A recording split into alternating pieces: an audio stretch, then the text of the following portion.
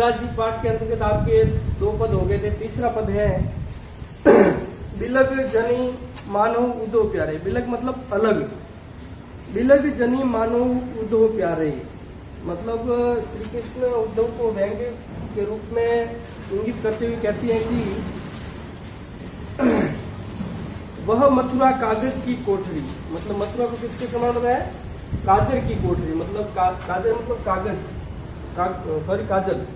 मथुरा है जो काजल की कोठरी के समान है। जे आवई ही कारे, मतलब यहाँ जो भी आते हैं वो काले ही काले हैं। ये मथुरा है जो काजल की कोठरी होगी, यहाँ जो भी आते हैं काले ही काले।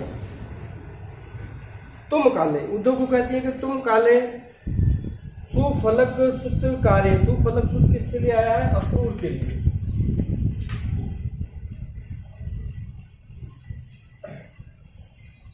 सुफलक सुत अक्रूर के लिए, मतलब गोपियां कहती हैं कि ये मथुरा है जो काजल की कोठरी काली हो गई है, मतलब तुम काले।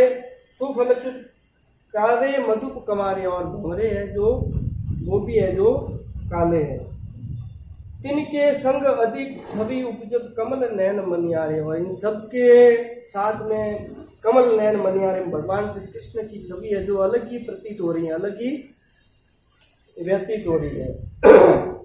मानव, जिस प्रकार मानव नील माट ते काटे जमुना लाए पकारे, इन सबको कैसे लगता है? नील माट जैसे नीले मटके से निकालकर यमुना नदी में प्रक्षालित कर दिया गया, यमुना नदी में प्रवाहित कर दिया गया है, उसी प्रकार ये मतलब इन सबको निकाल के यमुना नदी में डाल दिया गया है। और यमुना नदी में डालने से क्या हुआ? तागुन श्याम भई कालिंदी, और इन सबसे श्याम मतलब कालिंदी यमुना नदी के लिए। कालिंदी किसका पर्यायवाची है? यमुना नदी का। तो इन सबको यमुना नदी में डालने से यमुना नदी भी कैसी होगी? श्याम रंग की, काली हो गई है। इन सबको डालने से यमुना नदी का सूर श्याम गुण न्यारे, मतलब लेकिन भगवान श्री कृष्ण के सूर श्याम उनके गुण है जो आप सबसे है, जो अलग ही है। काले के मतलब व्यंजना में आपको उनका रंग से नहीं लेना है, व्यंजना में आपको आएगी निर्गुण भक्ति, मतलब आप सब निर्गुण भक्ति का संदेश दे रहे हो, लेकिन भगवान श्री कृष्ण है जो सगुण भक्ति है। ताके छवि संग अधिक उपजत कमल नयन मनियारे, सगुण भक्ति का संदेश गोपियां है जो दे रही है। आगे है गोपियों की विरह वेदना। अखियां हरि दर्शन की भूखी, गोपियां उद्देश्य करें अखियां है जो हमारे हरि दर्शन भगवान श्री कृष्ण के दर्शन की भूखी है। गोपियों की अभिलाषा व्यतीत हो रही है, भगवान श्री कृष्ण के दर्शन को वे आकुल हो रही है। अखियां है जो हरि दर्शन की भूखी।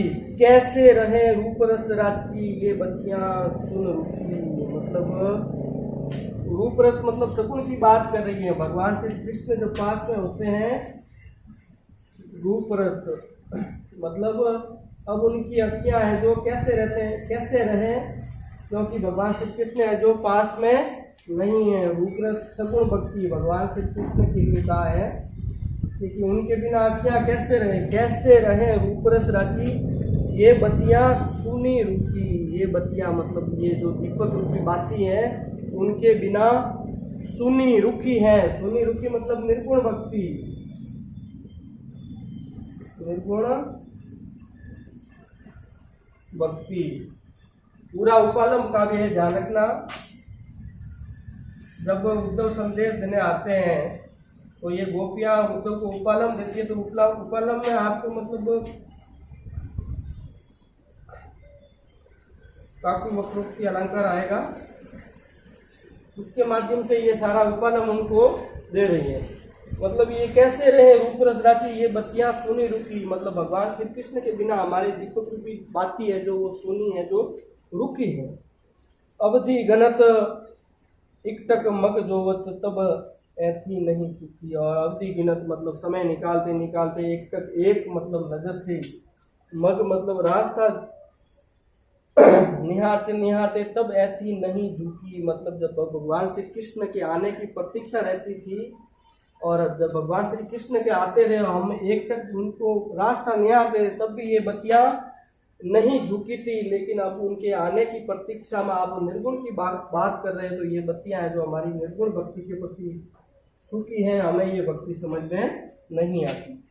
अब इन्हें जोग संदेश उदो अति अकुलानी दुखी। अब भगवान श्री कृष्ण को ये संदेश देना कि ये मतलब गोपियां जो बहुत दुखी हैं आपकी वीर वेदना में, बारक वह मुख फेरी दिखाओ, और अपना मुख है जो फेरी मतलब वापस हमें दिखाओ।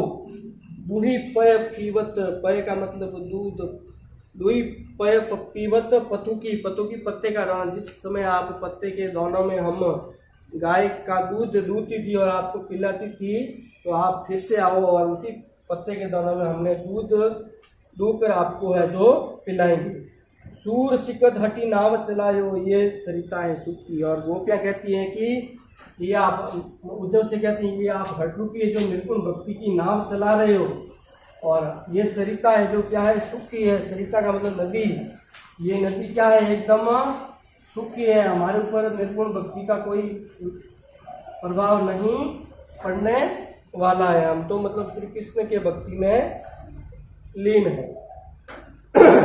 अगला निर्गुण भक्ति के प्रति उद्धव को संदेश देते हुए कहती हैं कि निर्गुण कौन देश को वासी, मतलब निर्गुण भक्ति का उद्धव को पूछती है कि निर्गुण है जो ये मतलब किस देश का वासी है। व्यंजना शब्द शक्ति कौन सी हो जाएगी, उपलम में हमेशा ध्यान रखना व्यंजना शब्द शक्ति आएगी।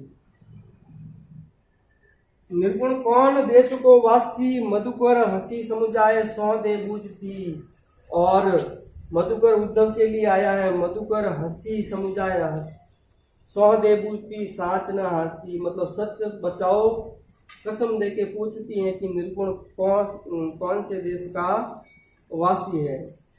कौन है जनक, मतलब निर्गुण का जनक पिता कौन है, जननी को कोई उसकी माता कौन कहलाती है, कौन है नारी उसकी पत्नी कौन है और दासी कौन है। निर्गुण का परिचय बताओ, उनकी पिता कौन है, माता कौन है, ये किस देश का वासी है, पत्नी कौन है, इसकी दासी कौन है, कैसा वर्ण, कैसा उसका वर्ण है, रंग है, भेष है, कैसे उसका पहनावा कैसा है, क्या ही रस में अभिलाषी, और वो किस रस का अभिलाषी है वो। पावे को पुनि कियो आपनो जोरे कहोगे गासी, मतलब तुम सच सच बताओगे तो पुण्य प्राप्त करोगे, नहीं तो तुम नरक में चले जाओगे। कौन कहती है, गोपियां उद्धव से कहती हैं। सुनत मौन हयो रयो ठगियो सो, और ये सब गोपियों के वाक्य सुनकर उद्धव है जो एकदम मौन हो गया और ठगा सा महसूस करने लग गया। सूर्य सबे मति नासी, और उद्धव की सारी है जो मति है, जो भगवान श्री कृष्ण ने उसे समझा कर भेजा, उसकी सारी मति है जो नासी, मतलब सारी मति का नाश हो गया, सारी मति भ्रष्ट हो गई। ऐसे ऐसे गोपियों ने उपालंब वाक्य है जो सूर्य को मतलब उद्धव को है जो कहे हैं। अंतिम पद है आपका, बिन गोपाल बैरिन भई गुंजे, मतलब बिन गोपाल भगवान श्री कृष्ण के बिना बैरिन भई मतलब गुंजे, मतलब ये सारा जंगल है जो कुंज है जो मतलब एकदम बैरिन मतलब शत्रु के समान लग रहा है। अब लता लगती अति शीतल, तब लता, ये लता मतलब जब भगवान श्री कृष्ण हमारे पास में थे, लता ये पेड़ पौधे वगैरह लगती अति शीतल, बहुत ठंडी शांति प्रदान करने वाली लगती थी। अब भई विषम ज्वाल की कुंज है, और अब कैसी लग रही है जब भगवान श्री कृष्ण पास में नहीं है, उनकी वीर वेदना में जिस प्रकार ज्वालामुखी की गुंज है उसकी मतलब ज्वालामुखी लगता है, उसी प्रकार हमें जो मतलब जहर के समान लगती है। मतलब गोपियों का स्मृति आधारित वियोग श्रृंगार का वर्णन हुआ है और प्रकृति का उद्दीपन शैली में वर्णन किया गया है। वृथा बहती यमुना, वृथा मतलब व्यर्थ में, अब ये यमुना नदी बह रही है, ये व्यर्थ में बह रही है, इसका कोई मतलब ही नहीं, क्योंकि भगवान श्री कृष्ण यहाँ है ही नहीं। भगवान श्री कृष्ण के बिना यमुना नदी की शोभा है ही नहीं। ये वृथा बहती यमुना खग बोलत, खग मतलब पक्षी, ये जो यमुना नदी के किनारे पक्षी बोल रहे हैं, यमुना नदी बह रही है।